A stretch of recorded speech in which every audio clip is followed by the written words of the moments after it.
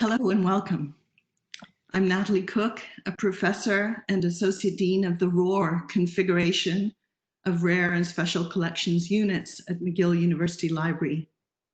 While we're unable to be together in person, it's a delight to be able to welcome those from Montreal and from much farther away who may not have had the chance to join us at McGill under normal circumstances. A special welcome to those who are involved in our Play On 2020 series of events, focusing on ways games with learning outcomes can be leveraged by university instructors to enhance student engagement and develop intrinsic rewards for learning progression. In the last few months, for reasons we all know, we pivoted all our events to focus specifically on how serious play can be a remarkably effective teaching strategy for an online learning environment. It may surprise you that events focusing on digital learning environments are sponsored by the Rare and Special Collections units, the ROAR configuration of units for which I'm responsible. But as we hope you'll agree, as you join us for this event, and for other Play On series events, it may be a surprising pairing, but it's also a remarkably fruitful one. Now, let me introduce our presenter. Kristin Ziska-Strange is Assistant Director, Innovation and Technology in the Office of Digital Learning at the University of Arizona. She teaches courses focused on gaming culture and a game-based course focused on social issues. Chris has a library degree, as well as a newly minted Ph.D. in curriculum and instruction, focusing on faculty identity and professional development. For fun, she volunteers as a researcher for role-playing games research. That's RPG research in Spokane. She runs Dungeons and Dragons tables for at-risk populations. She terrorizes virtual small town as a goose and runs a moderately successful, also virtual farm in Stardew Valley. We met Chris in June of last year, where she became a member of our Play On 2020 Research Advisory Committee, inspiring us with her words to, quote, play where the knowledge lives, in the library, unquote. It's especially fitting that she kicks off our online programming to do just that. We're very excited. Welcome, Kristin.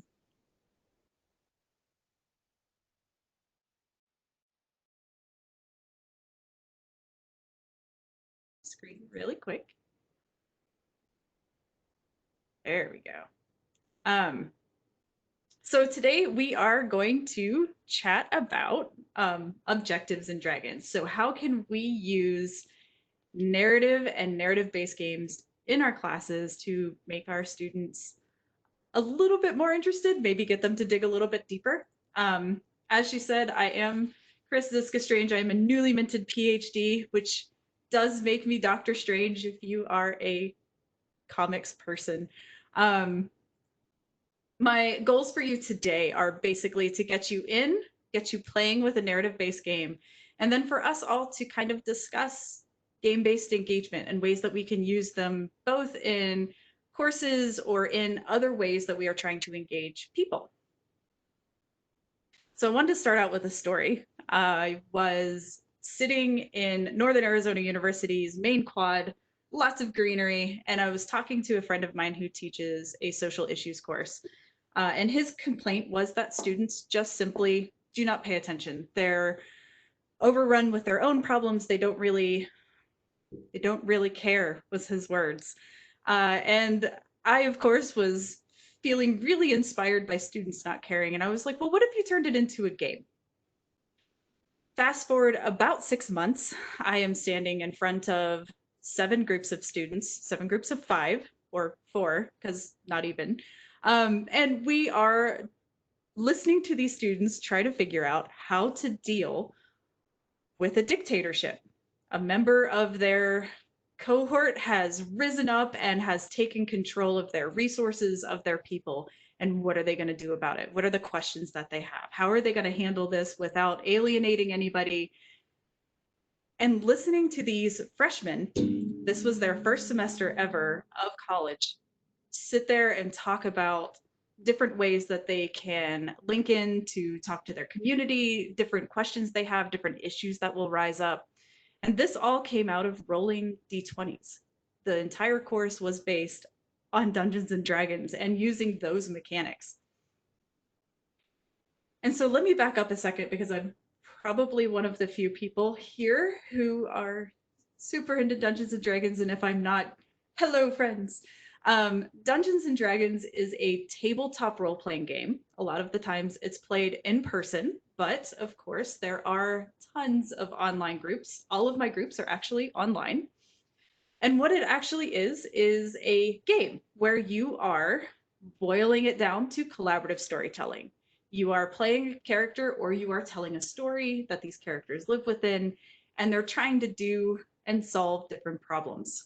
For example, in the group that I play in on Fridays, we are trying to figure out who is causing an insurrection in this town. And so we're going out and we're talking to people, and we're trying to figure out what the people want and why they want the things that they want and who is actually doing this. So it's kind of like a sleuthing part of the game. And another one, we are currently battling a whole bunch of floating eyeballs, because the floating eyeballs are evil.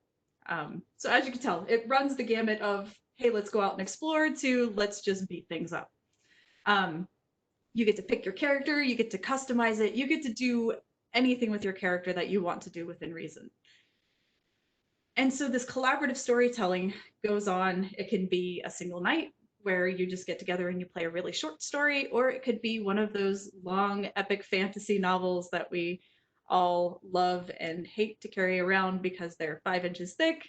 One of my groups, we have been playing the same game for 4 years now. So they can go on for a really long time. So when you take Dungeons and Dragons and this collaborative storytelling game and you boil it down, you end up with these things. Of course, it's everybody telling a story from a different perspective. The parts that I actually love to research are the parts that pull in the social skills. So some of the tables that I do research on and that I participate with are focused on teaching social skills to people who don't understand social cues. Some of them are teaching people how to work together. And a lot of times in my courses, this is the main goal, is that I'm teaching my students how to cooperate and have difficult conversations with each other. It's an opportunity for people to creatively problem solve. I mean, you can go in and wield your axe and do the usual gaming thing, or you can sit down and really start to dig in and figure out how problems are created and how they become deconstructed. It's also an opportunity in another research area of mine. It's an opportunity for people to explore who they really are. Dungeons and Dragons is actually used in a lot of prison systems as a way for the people who are incarcerated to explore what it feels like to be a hero and to be viewed as a good person. In some of my tables, I run LGBT tables. Some of my students are transitioning, and they need to practice what it looks and feels like to be somebody of a different gender. And of course, there's the gaming parts. It's fun. And it's a way for me to get to talk to other people who find this stuff fun. So it is that creative release and that social outlet. And when we think about our courses, and when I think about especially the course that I'm designing this fall, it's the first time it's going to be taught. It's going to be taught online. Of course, games are going to be involved. And when I think about it, it's on instructional technology. So getting people to interact with and use instructional technology, all of these things apply. I want my students to be able to work together and talk about technology. I want them to get in there and look at a problem and solve it creatively with the things that are coming, with the technology that's coming around. And so today, what we are gonna do is pull out our nerd card, and we are going to play a couple games together. And so, of course, like a good instructional designer, we have a practice game first. So I'm gonna pause for one moment. If you haven't yet, there is a bit.ly on the screen, and it's also been linked in chat several times. It's Play on 2020. This is the one document to roll them all. And you should be looking at something that looks like this. I can see you guys coming in. Welcome to Google Drive. Hopefully you've seen it before.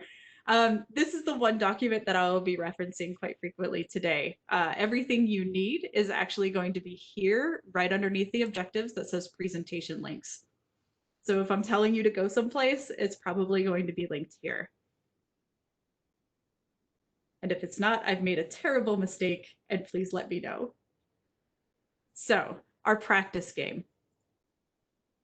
We are going to be playing a practice game, which is linked on your sheet. This is a dry run. It doesn't count for anything. It's just to get you in and get you used to the technology. You are going to need a D20, which is a 20-sided dice. But the cool thing is Google will roll one for you. If you type roll a D20 into a Google search bar, I can speak today. This search is also linked on that sheet. So you could just click there and it'll roll it for you as well. And I also joke that you're probably going to need a few tabs, but we're all used to this by now. So what you're going to end up with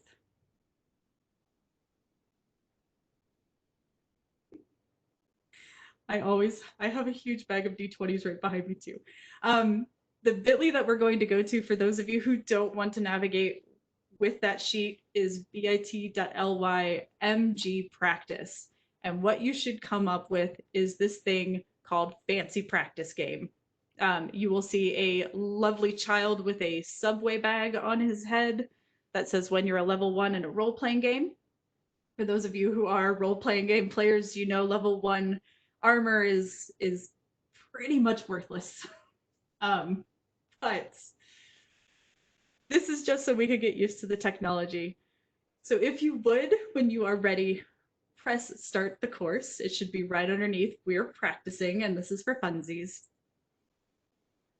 And just to let you guys know what I always do a practice run with all of my games so that people get used to the technology and feel a little less tense about it. So when you are ready to move forward is the proceed in the upper right corner. And it's going to ask you a question. We're talking about cookies today because apparently I was hungry when I made this. So you need to make a choice as to whether you want chocolate chip cookies, oatmeal raisin cookies, or if you're just not a cookie fan at all. I'm going to decide today that I'm not a cookie fan. And Cookie Monster is very confused. And then you should get a second choice. Are you happy with your choice, or do you want to keep going? If you feel comfortable with the technology and clicking around, you can say, yes, this is amazing. If you want to go back and see what other choices come, you can say, no, I might want to switch cookie teams. And if you really have questions as to why we are doing this at all, you can click, why are we doing this? And there's an option for a game. So, with technology ready to go, and I can't reach my thing, there it is.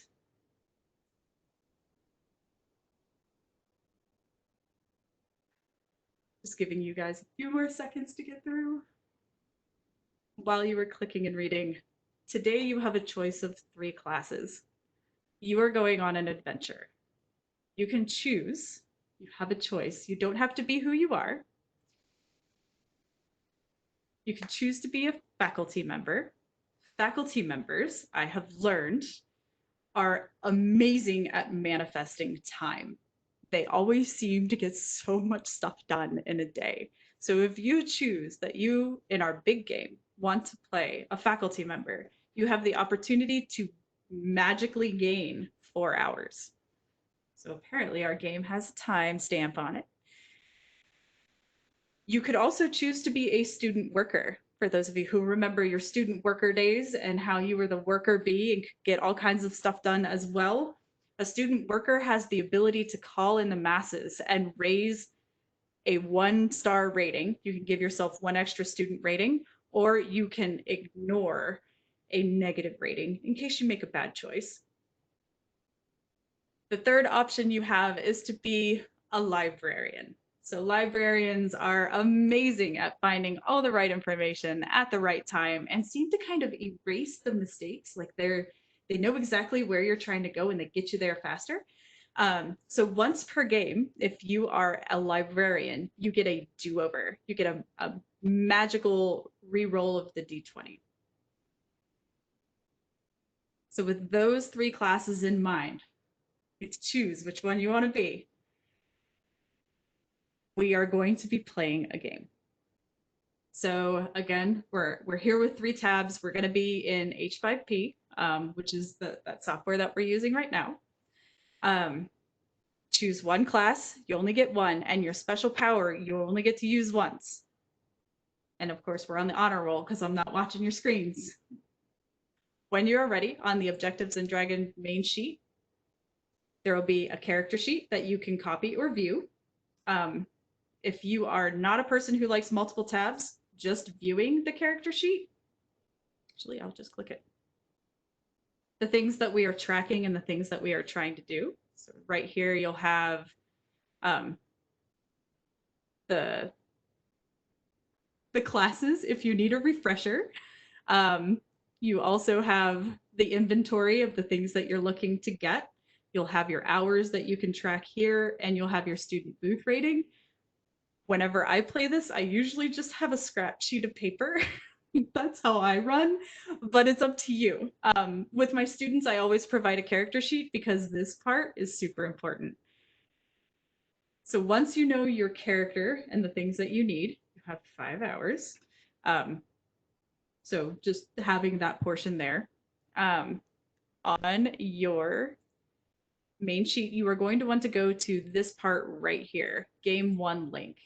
And when you click on that, you end up here at the Great Campus Adventure. Choose your class, get your D20 out and ready to roll.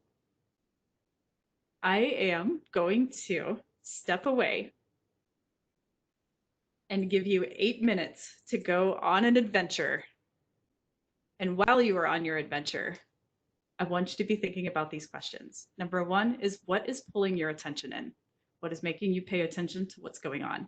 Number 2, what aspects of this game could be used to encourage a deeper dive? So getting students to dig in and dig deeper into content, or getting other people going into a training that's set up like this. What's going to get people to go deeper? And number 3 is, what similarities to online course design are you noticing? So as you're going through, what are some aspects of designing an online course that you see represented here? So without further ado, we are going on a quest. I'll give you 8 minutes. And when you are back, please remember what happened, because we are going to be deconstructing. Have a good adventure. Let's quest.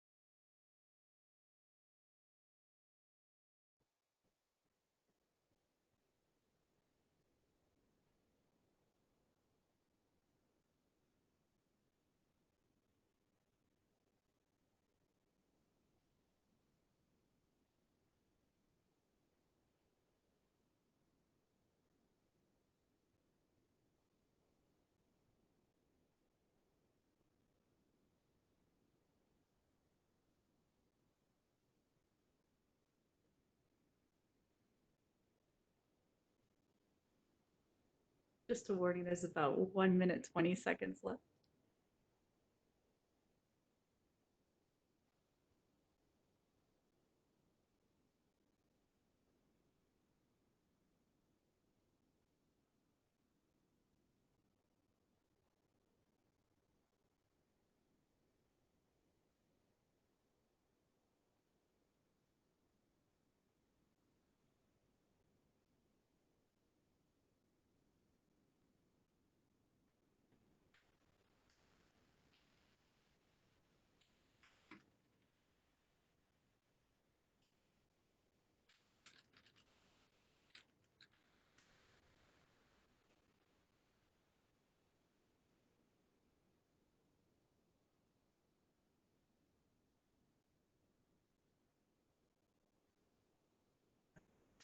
Seconds.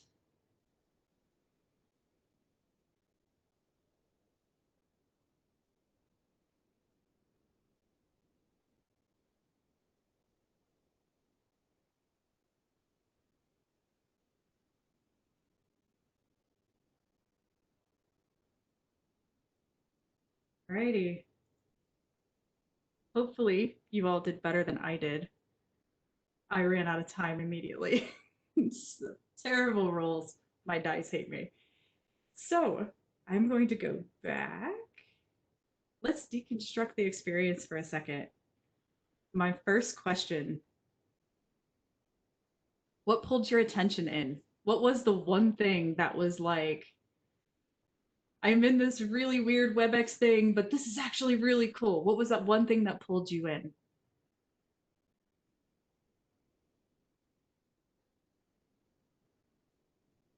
And you please use the chat as well. Sorry.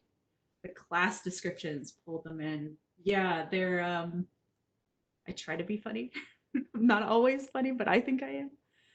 The choose your own adventure aspect. Yeah, being able to make those choices. And I mean, you think about it, how often do we get to do this as students in classes, being able to choose and pick how we interact? The use of language and storytelling was funny and engaging. So finding the humor in what you're doing. And the rules. Yes. The roles always get me as well. I get thrown in very interesting situations, and my students have found the same thing. It's a fun way for me to um, make failure a learning opportunity. So like, you know, the roles aren't great, but I'm learning stuff, and it's okay to fail at this.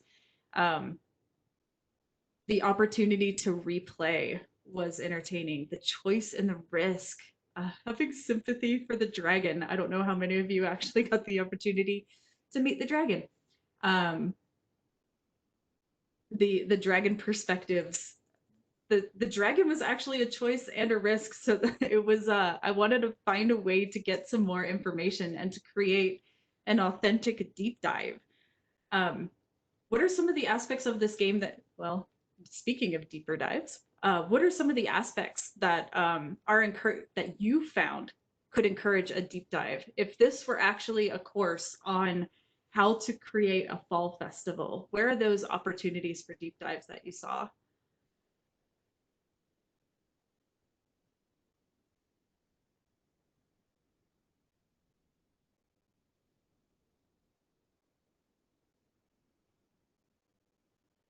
Someone was tempted by articles. Using the articles, so giving them opportunities to go in and find something that's on the surface interesting and keep getting them to dive in deeper and deeper.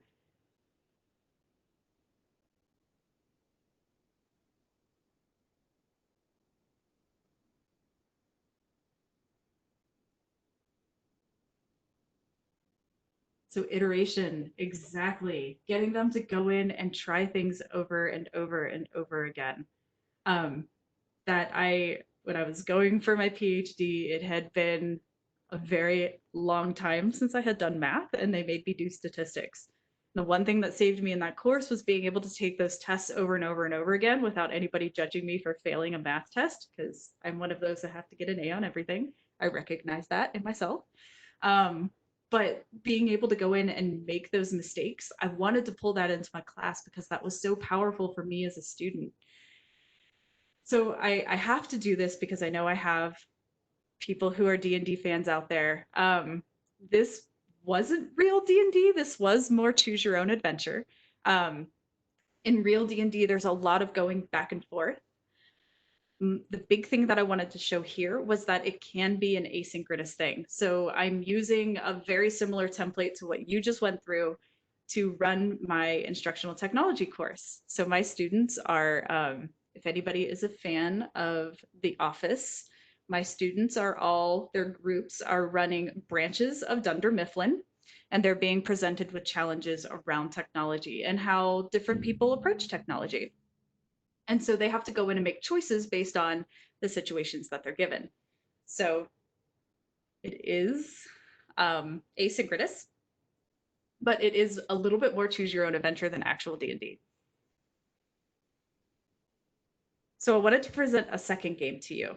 I was I was recently presented with a challenge to create a game that 5,000 people could play at their own pace.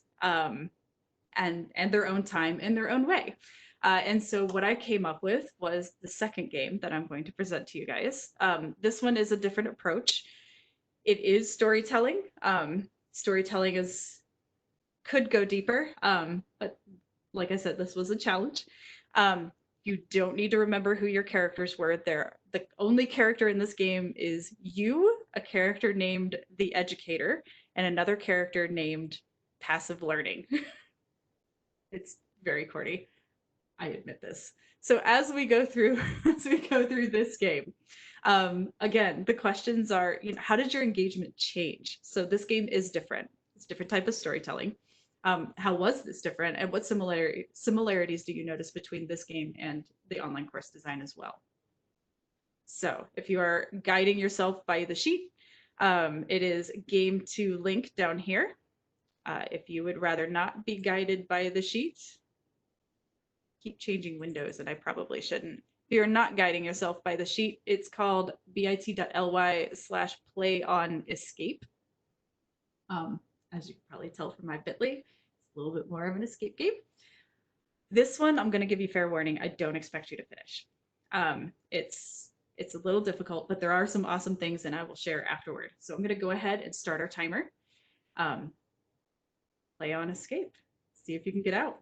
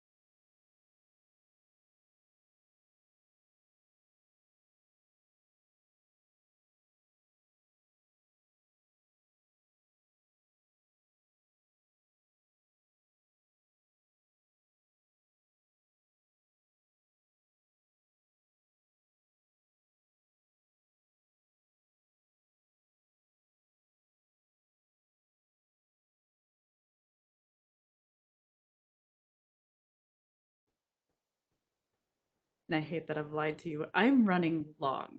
Um, and I understand that it might be frustrating to walk away from a game halfway through. But you can continue solving if you want to, just listen to me in the background. I'm gonna give you about 1 more minute.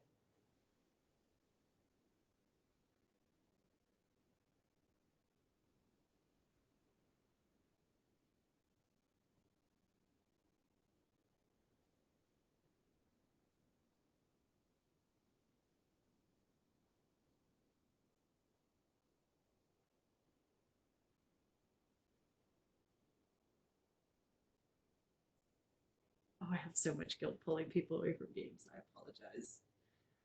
I just want to make sure that I just want to make sure that I have enough time to answer questions at the end if you have them. Um, there are awesome questions already rolling in. One person said they don't understand how they were supposed to know passcodes or locations. Um, escape rooms are notoriously difficult. A lot of times I will use them to give my students extra information. So I know I'm going to get a lot of judgment from this one, but I teach a Doctor Who course. The course is focused on Doctor Who and how science fiction shows us um, social issues and society and culture. And I will use it in that course to give them secret access to test questions, to extra episodes, to games. It helps if you start out slow. And I can deconstruct this one a little bit more for you in a moment. Someone asked how many games am I involved in and running right now. I have 7. They don't meet every week, but there are some that meet bi-weekly, some that meet on a once-a-month basis.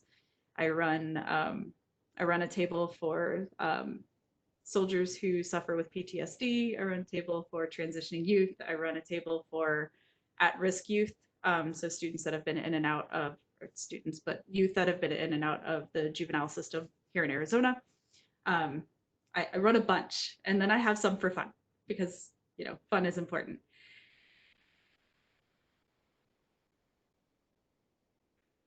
And you are more than welcome to come back and keep trying. But the most important part is right here. So this is the slide we've all been waiting for. As I talk about gaming and course design and gaming pretty much in any kind of learning environment, these are the big elements that I focus on. The big thing is to make sure that you know what kind of experience you want them to have. Do you want them to dig deep, or do you want them to master something? If it's mastering something, make sure you're building in that repetitive nature of it. So a lot of times with the repetitive nature, I always do levels. So where I want them to reach level 3 before they go on to the next module. So building in that repeat.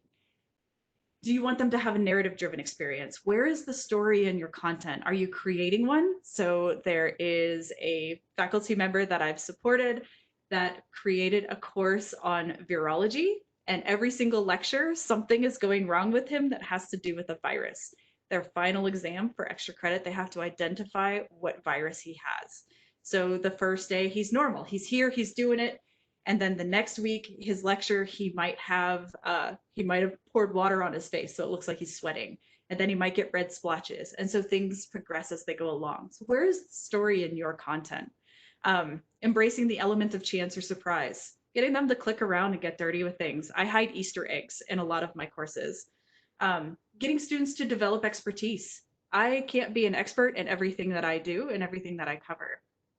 And of course, the things that you all pointed out, the student choice, the problems that have more than one answer. These are all elements that make games super powerful in our courses. So how do you do this?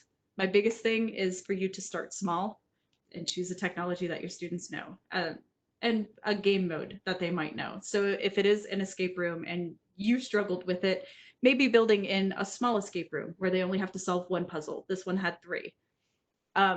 Working on creating that story. What is that story that's tying it all together, and decide how they're going to interact with it. Is it a main part of your course, or is it going to be something ancillary that they can do for extra? And I wanted to offer this as well. This is a peek behind the curtain. So on the left-hand side, what I'm showing you is, well, spoilers, first of all. If you wanted to solve it on your own, don't look at the left-hand side of the screen. But this is how I organized the escape room. This is the technology that I used on the left-hand side. In the middle is what it entails. And on the right-hand side is what you get for being involved in, or clicking on this section. On the right-hand side of the screen is what that first game looks like on the back end. So it's all just basically a flow chart. And H5P does an amazing job of making that HTML5 work seamlessly. And I wanted to get in there and give you some of the questions that I always get after presentations. The first one is people telling me that they are not creative or that they teach something really boring. The big thing here is to think about those big questions. What are the unanswered questions in your field or in your section? You know, how does it tie in and where are those gray areas? And also, how do these concepts tie into the real world? So, you know, you might teach algebra, but how do we apply algebra in our everyday life? Or you might teach medical ethics. And so what are some of those questions that are currently happening in the world around medical ethics that students could come in that might not have a right answer? The other two, crowdsource, beg, borrow, and steal, find other people who love games, or email me. I'm always down to talk to somebody about gaming. And but I teach something super boring. Engagement means that there's a perceived value. Students and people just in general will engage with something that they perceive has value. So you have to create the value for the person. If you can't find the value, then your students aren't going to. And games sometimes help pull out that value. And also thinking on what got you interested. What made you want to study the thing that is your thing? What made you want to become a librarian? For me, I like having all the answers. And I like playing with super old things. So archives are like my thing. And what are the things that just cause cognitive dissonance? So what are some of the things that people think are true in your discipline, but they actually aren't? Like you can't go to the special collections part of the library. And how can you maximize that to get people to do what you want them to do? And what works best? Pretty much anything. I haven't found something that I can't really turn into some kind of gameful or playful approach, or even just using playful. Of course, there's some things that you probably shouldn't turn into a game, but creating opportunities for more engagement using game-based elements.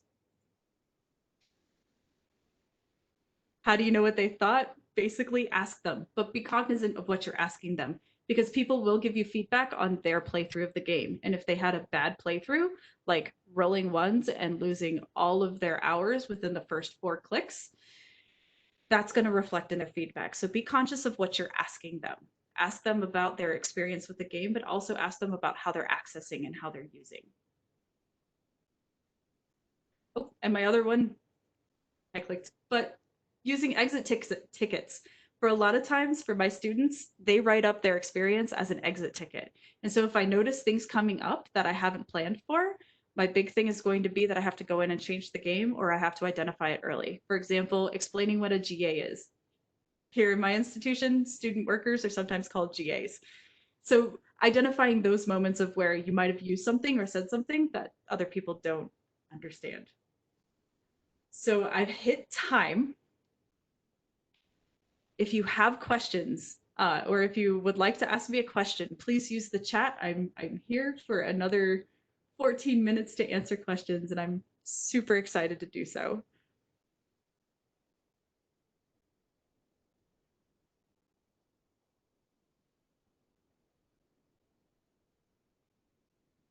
Someone called out the riddle poem from home. I'll have you know that's the first time I've written a poem since I graduated with my bachelor's degree.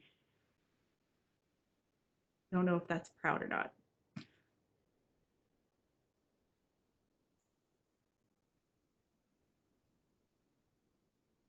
You are very welcome.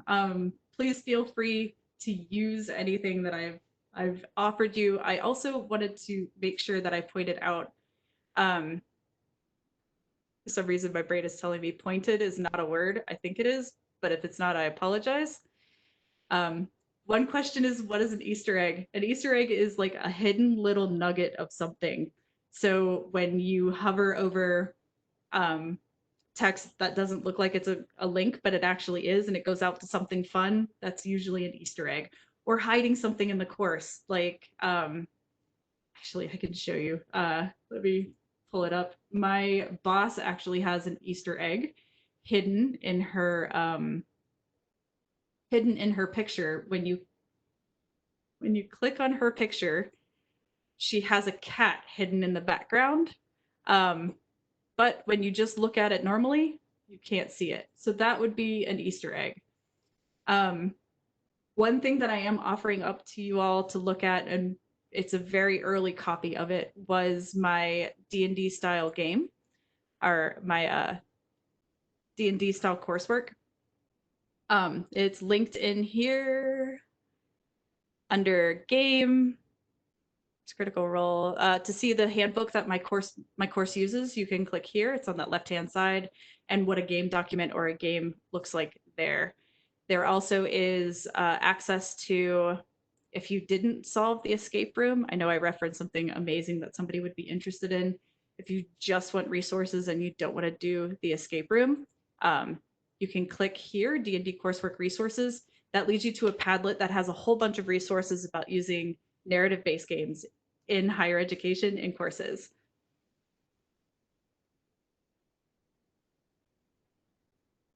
Somebody said, some students with learning disabilities have difficulty with rapid and moving images. It makes them feel sick, dizzy, and disoriented. Yes, I often try not to use animated GIFs or GIFs, depending on what camp you're a part of. I try not to use those. So a lot of times with my games, whenever I create them, they are paper-based. Number one, because I tend to use a screen reader. So I have something that rereads things to me. And so using stuff like Google Drive right here gives more access to more people. We also have been working on one of the partnerships that I have is with somebody who works out of Florida. And we're creating a game to get students with autism to engage with more technology, because technology is confusing. And we're using GIFs to do that as well.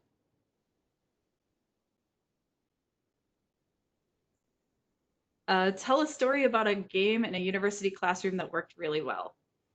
My D&D for social issues worked really well. It's been a work in progress, but one that I am currently working on that is working out better than I ever expected is there is a course out at the University of Washington that I am consulting on, where we are using our own version of Dungeons and Dragons to teach Japanese history.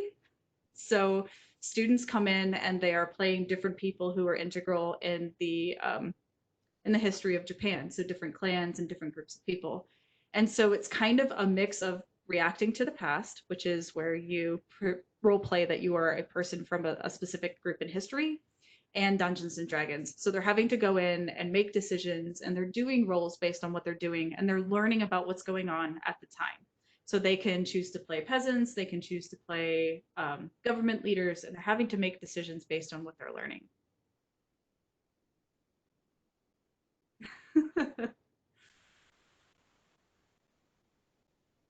Is it true the ultimate win for an escape game operator is making a group of players want to simultaneously curse you and high-five you? Yes. You want it to be challenging enough that people get frustrated. Because if the puzzle's too easy, that it just becomes another thing that you have to do. I had never done an escape room before. I was told to do this, and I went into one that apparently is part escape room, part destroy stuff. Probably not the best example of an escape room I've ever been in, but we had to like smash through a door with a sledgehammer and break a window and do all this other stuff. And the puzzles were super hard. It was me and a bunch of people that I honestly view as very smart individuals.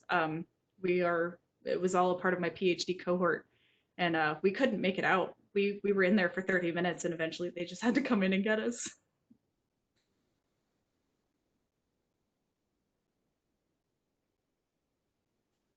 So adding a game element and pulling evaluation systems from them.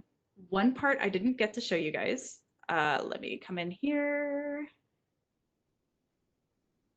Get to my escape room. Actually, let me show you an old one. So I'm going to show you, welcome to my Google Drive. It's very full. So I did one for Teach, Play, Learn. So using it as an evaluation, I built this Google form. Google actually can function as a type of quiz. I use them for building quizzes. So if somebody needs to practice something. So the cool thing about this is when people enter an answer, I can say that something is right or wrong. And of course, like the spelling has to be correct. But the cool thing is on the back end, I can see who got what questions right and wrong. And then I can actually get individual and email address feedback. So for this one, I know that 7 people escaped this escape room. And I can see email addresses and follow up with them. If you don't put in that right or wrong, so if I actually go in and, so let's say I come in here and I type my name and then I move on. It's telling me that this is not right. So this would be a great way for, number one, for students to evaluate their knowledge as to whether or not they found the right answer, but it's also a great way to go in and just kind of evaluate who is able to get in and get out with that exit data. On the first game, so on the D&D style games, a lot of my feedback actually comes from those student responses, the student exit tickets. They have to write a reflection. And in the reflection, they're, number one, reflecting on the game. So they're telling me what happened and why it happened and how it happened. But then they're tying in what they've read in course and what they've watched from the lectures, from past experiences, from the real world. They're pulling all of that in and talking about the gameplay in that respect. And a lot of my stuff will actually, my changes will actually stem from there. So I noticed the first time that I ran my my D&D social issues game, one of them, all of my students wanted to do was fight one another. So in the game, they learned that there is another group relatively close to them that are not necessarily stealing resources, but not using resources effectively. So they are basically like destroying the environment around them. And so students had to figure out how they're going to deal with this use of resources. So how are they going to deal with this other group that they have no control over? And so a lot of times my students were writing in and saying like, oh, I want to fight them. But that's not what I want my students to do. I don't want violence to be the answer. And I don't think that violence is always the answer. Going out and killing this other group is not going to be. But in the way that I had built the game, that was totally feasible. That was something that they could do. And it was, especially when you tell them it's a game, it's the first thing that they go to. It's like, oh, we'll just kill them.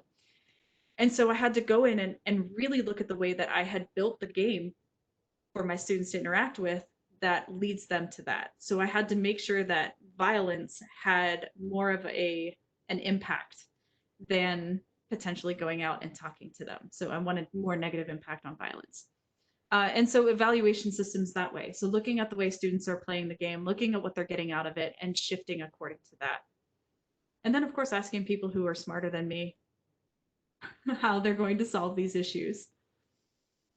So I have students who are doing this random thing. Can you help me think through another way to do it?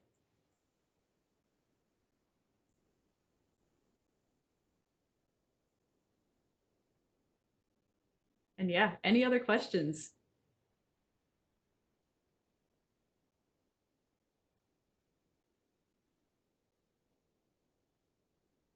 Do I run most of my sessions digitally before all of this, or IRL, and what are the major differences between the two? I actually have run 90% of my sessions digitally. So whenever I'm doing gaming for research, only one of my sessions was done in person, and that was the transitioning, my group of individuals who were transitioning. And it's because a lot of A lot of the stuff that we do and a lot of the ways that we interact are based on actual physical cues. So for my courses now, 90% of these, actually all of them, are going to be done online. The Dunder Mifflin instructional technology is going to be done 100% online. So it's all those interactions, it's Google Sheets that are linked in and getting them to think about different things and making them do different things. It's going to be videos. I'm using a video overlay so that my students can go into breakout rooms with their teams. So I'm using a interactive video program so that my students can go in and click it and get the feel of, you know, our Zoom realities these days. And you're exactly right. It is so much work, but that's why I'd say start small. If you start small and you just do one little piece, you can figure out what works and what doesn't work before you end up dumping your entire summer into something. And so my Dunder Mifflin thing will happen. It'll be their first 2 weeks or first 3 weeks are them being immersed into Dunder Mifflin. If it works, I'll build out weeks 4, 5, and 6. If by week 2 it's not working out and the students aren't enjoying this and this isn't getting across what I need it to, I can abandon ship and try something else. And for those of you who didn't want to finish the escape room but still want all of those amazing resources, it is available on your, not your character sheet, on your one sheet to rule them all. It is linked. Oh, I already told you. It is linked there. You have access to the planning table, and you have access to Twine, which is another way to get your students to interact with stories in an asynchronous way. I have. Sorry, I was going to answer really quick. I have faced challenges, but a lot of times if you go lo-fi, so with the Google Drive and stuff, it doesn't end up as too much of an issue, as long as they have time to access. So Chris, the questions are pouring in, as you can tell, and that it's starting to move, and lots of appreciation for the amount of work and effort you put into this. Huge thanks for being so generous with you've given us teaching materials, you've given us ideas, you've given us a chance to actually play, which is great. Some of us a chance to fail and to discuss it afterwards, but it was really a lot of fun. So thank you very, very much, Chris, first of all. Yeah, no. And please, anybody, feel free to reach out to me. I put it up on the screen. I'm on Discord. I have email. I'm on Twitter. Please feel free to reach out to me. Okay, thank you so much. An FYI and 3 other quick thank yous. The FYI, as Chris mentioned, RTTP, which is Reacting to the Past. We actually are going to have Tony Kreider coming and running a reacting workshop, which works really well online. This is a role-playing game. It's incredibly successful. It's a group of academics and universities that run this. It's a not-for-profit. It's really amazing. And so that will be happening in the fall, which will be fun. 3 other thank yous to the library events team who made today's webinar possible, to Hannah Deskin, Michelle McLeod, Julien Couture, Thomas Dodlin, and Jennifer Garland. Huge thanks to the Social Sciences and Research Council of Canada, and to private sponsors, Rob Harvey and Doug Bagley, who actually made this possible. And to you, everyone, for coming and for your questions and your participation. We look forward to seeing you at our next event, which will be in exactly 2 weeks' time. It's going to be Megan Lotz and Matthew Shoemaker on Tuesday, the 28th, also at 3 p.m. And they're going to be talking about and proving why libraries are obvious spaces for play. Chris, thanks so much. Don't terrorize your virtual town too much as a goose. Thanks so much. See you next time.